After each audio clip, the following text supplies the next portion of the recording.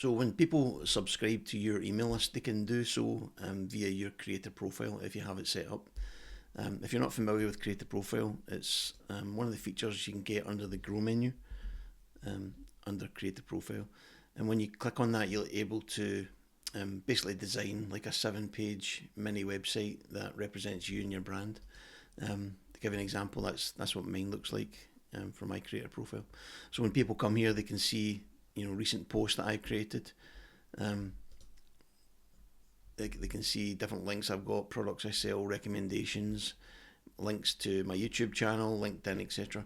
So you can set this up, and it effectively becomes like a hosted mini website that's hosted by Kit on your behalf. You don't need your own website to have your creator profile. So when people join via your creator profile, it's using this this opt-in form here. Now you'll notice the difference here with some opt-in forms. This one only has the opportunity to add in your email address. There's no way of collecting the first name. Whether that changes at some point in the future, but at the time of recording, you cannot collect first names on a creator profile. I don't know why Kit have put that restriction in, but that's the way it is at the moment. So when someone signs up via your creator profile, you may want to welcome them in a slightly different way than you would for any other opt-in page or landing form. And if you do want to do that, I'm going to show you how you can access those via a visual automation. So let me just click a new automation here to start with. And inside the automation, if I click new automation, inside the automation you ask for an entry point. Now I'm going to click start building, and I'm going to click joins a form. Now this is just a demo Kit account I have here, but every Kit account comes with a creator profile form. Now if I scroll down, you can see it listed there, and I click add. Okay, so that's that form there. That's that one I'm highlighting with my cursor at the moment. That's what that one is. Now if I go and look at for example, if I go to, let me duplicate this. If I go to my list of landing pages and forms on this account, and I list, you can see everything here is listed alphabetically. If I scroll down, so that's A's, B's, C's, CH, CL, CL, CO. So you can see that the creator form is not actually listed here. It would be in between that one there and that one there because it's alphabetically listed here.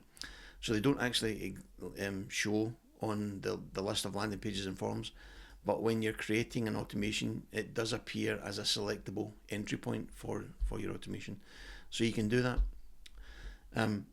So let me show you an example in this demo site that how I use it here. So you can see in this automation, I've got create a profile. So if someone signs up there, they come in here, they get a couple of tags and things, and then this email sequence I send to them.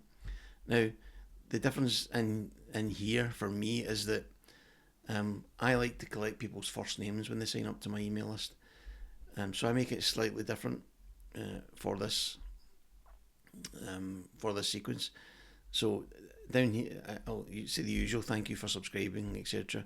My name's John, etc. And then I'll say, I know you couldn't share your first name when you joined, so would you mind updating it now?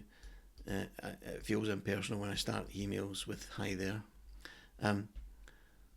So, and then I put a button in there. So that button in there is to update my first name. Now all that button points to, if I click on it and then go to styles, in here is this liquid tag, which is just subscriber _ preferences _ URL. And in other words, what that does is it takes people to the page where they can update their details. So let me show you what I mean by that. So if I click preview, if I want to send a test email to myself, I can send it to